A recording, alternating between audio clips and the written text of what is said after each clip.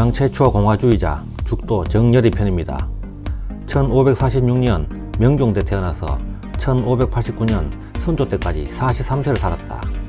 정열입은 전라북도 전주에서 익상궁수를 지낸 정희정의 아들로 태어났다. 그는 일찍이 이의와 성혼의 문화에서 수학하였다. 21세인 1567년 소과에 합격하여 진사가 되고 3년 뒤 식년문과 을과에 두 번째로 급제했다. 이의와 성혼의 각별한 후원과 촉망을 받았고 특히 율곡 이의는 그의 기억력이 비상한 것과 총명함을 높이 사서 그를 아꼈다. 그러나 직설적이고 과격한 성격으로 일부 서인 인사들과 적을 지기도 하였다. 37세인 1583년 대조 자랑이 되었는데 이어서 2조 전랑의 물망이 올랐다. 이의는 당시 2조 판서직에 있었으며 자신의 문인이었던 정열입의 과격한 성격 탓에 은근히 그를 경계하였고 그의 2조 전랑 임명을 반대하였다. 그러나 이듬해 이의가 죽자 두 달 후 정열입은 홍문관 수찬에 올랐다. 정열입은 이의가 죽은 후 동인으로 전향하여 이의는 물론 서인의 영수인 성혼, 박순 등을 비난하고 이의가 싫어했던 동인들과 가까이 했다는 비판을 받았다. 특히 스승인 이의를 배반한 변절자, 배신자로 몰려 서인들의 집중적인 공격을 받았고 권세의 부침에 따라 태도를 바꾸는 치사한 인물로 낙인 찍히고 말았다. 더구나 이의가 어머니 신사임당의 죽음에 충격을 먹고 잠시 불가에 몸을 담은 적이 있었는데 이런 사실이 정열입의 입에서 나와 유학자 이의의 이미지를 엄청 깎아먹었다. 제자가 스승을 비난한 것이다. 당시 조선시대는 군사부일체라는 말이 통용되던 시대로 당시에는 있을 수 없는 일이라 결국 선조의 노임을 사서 파직되고 고향으로 돌아갔다. 정열입이 동인으로 전향한 이유는 확실하지 않으나 그가 2조 전랑의 물망에 올랐을 때 이의가 반대한 탓이라는 설도 있고 직설적이고 적극적인 성격이 동인의 영수 이발과 잘 맞았다는 설도 있다. 고향으로의 낙향 이후 그는 독서와 손님 방문 등으로 나날을 보냈다. 그는 이의와의 문제로 서인의 미움을 집중적으로 받았고 선조의 눈밖에 나서 고향으로 돌아갔으나 동인 사이에는 여전히 인망과 영향력이 있었다. 그가 벼슬길을 그만두고 낙향하자 주변 사람들이 그에 관한 소식을 듣고 구름처럼 모여들었고 심지어 감사와 수종들까지 찾아와 인사를 드렸다고 한다. 특히 전라도 일대에서 그의 명망이 높았다.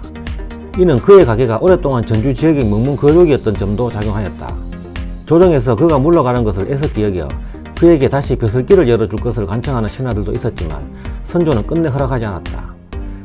그는 진안 죽도에 서실을 지어놓고 대동계를 조직하여 매달 15일 활쏘기 모임을 여는 등 세력을 확장해갔다.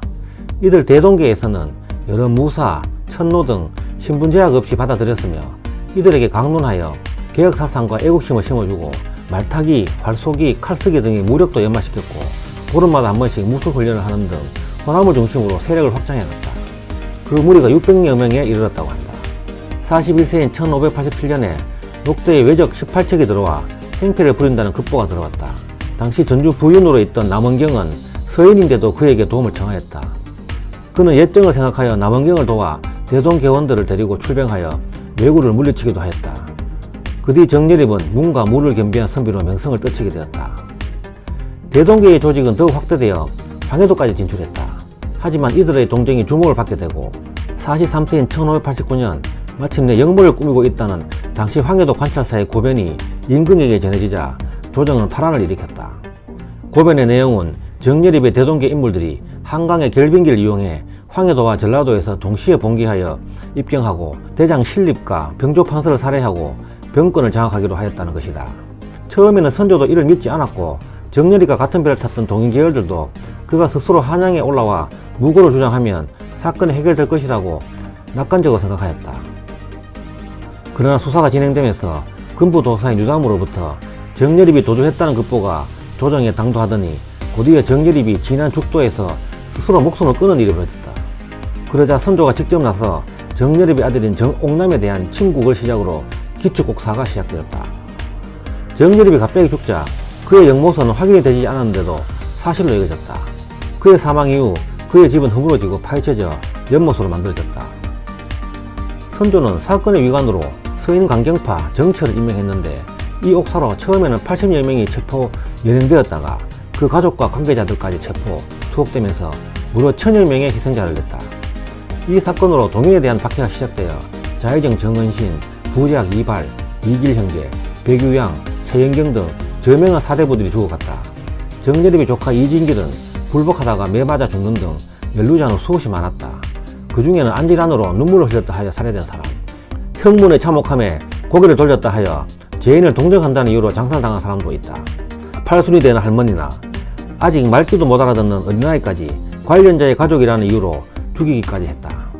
심지어 조대중은 당시 전라도 도사로 있으면서 관내 순찰 중 전라남도 보성에서 정예립 자살의 소식을 들었는데 그때 그가 눈물을 흘렸다는 죄로 장사를 당하였다고 한다. 사실은 마침 부안에서 데려온 한 강기와의 이별 때문에 흘린 눈물이 잘못 전달되어 그런 참혹한 형벌을 당하였다. 한 여인과의 이별의 눈물이 역적인 눈물로 오인되어 목숨을 잃은 것이다. 이 기초곡사를 기점으로 전라도 전체가 반역항이라는 낙인이 찍히게 되었고 이후 호남 출신의 과거 급제자 수가 크게 줄어들게 된다. 3년 후에 발발한 임진왜란조차 기초곡사의 황폐가 부른 재앙이라는 얘기가 나올 정도로 사태는 참혹했다. 이 일로 동인은 서인에게 원한을 품게 되었고 형문장의 참혹한 장면을 목격한 이 사내 등은 서인 중 옥사를 기획했으며 국문장의 현관이기도 했던 정철을 극도로 혐오하게 된다. 이후 2년 뒤 정철이 광해군을 세자로 세울 것을 주청하여 선조의 미움을 사고 강제로 유배를 가게 되는데 이로 인해 집권한 동인은 서인을 제거할 계획을 세우게 된다. 그러나 유성룡은 온건한 처벌을 말했고 이 사내는 당한 만큼 갚자고 하여 이견이 생기면서 동인은 다시 남인과 북인으로 분열된다.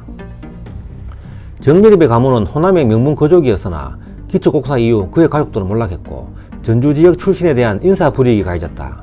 사후 친척들도 연좌되었으며 그의 14촌간인 정인겸은 전주에서 추방되었다. 또한 그의 고조부 이하부터는 족보에서 사라졌다가 1999년대 이후에야 복권되기에 이른다. 그러나 정예립의 난은 동인으로 배반한 정예립을 극도로 미워했던 서인에 의해 조작되었다는 의혹이 있다. 정예립 등이 반역한다는 고변이 있자 이상하게도 정철은 그의 도망을 미리 알고 있었고 자진하여 옥사 처리를 담당했다는 것이다. 이는 정철이 정예립의 유인과 암살을 진행한 음모의 최고 지휘자라는 주장이다. 정예립이 그의 영모가 드러났음을 알고 도망갔다는 것이 평소 지내던 진한 죽도였다는 점도 이런 주장을 뒷받침해주고 있다. 만약 영모가 아니었다면 3년 뒤에 일어난 임진왜란에서 정예립의 대동계는 의병활동에 크게 활용되었을 것이라는 아쉬움이 남기도 한다. 그의 사상은 당시 주자학적 가치관과는 많은 차이를 갖고 있었다. 천하는 공물인데 어찌 일정한 주인이 있으랴 라고 주장하면서 백성의 임금보다 중요하므로 왕위 계승은 혈통보다는 자격 여부가 중요하다고 강조하여 왕위의 세습을 부정하였다. 이는 봉건 왕조의 기본적 가치관 하나인 군신 강상론을 부정하는 것으로 당시로서는 받아들여질 수 없는 혁신적인 사상이었다. 그러한 점에서 영국의 올리버 크롬웰보다 60년이 앞선 동양 최초의 공화주의자라고 평가하는 견해도 있다. 단재 신채호는 정예립의 공화주의적 사상을 두고 동양의 위인이라 칭송하였다. 한마디로 정예립은 시대를 앞서가도 너무 앞서 나간 비운의 인재를 할 수 있겠다. 정예립은 군주에게 절대 복종하는 불사이군의 충성심도 부정했는데 그는 역성혁명론을 주장하고 임금이 임금답지 못하다면 그런 임금에게 충성을 바칠 이유가 없다고도 했다. 정예립의 죽음에는 자살설과 타살설이 분분하며 실제로 그가 대동기를 이용하여 혁명을 깨했는지도 확실하지 않으며 이에 대해서는 조작설과 영모설의 양설이 있고 지금도 논란이 끊이지 않고 있다.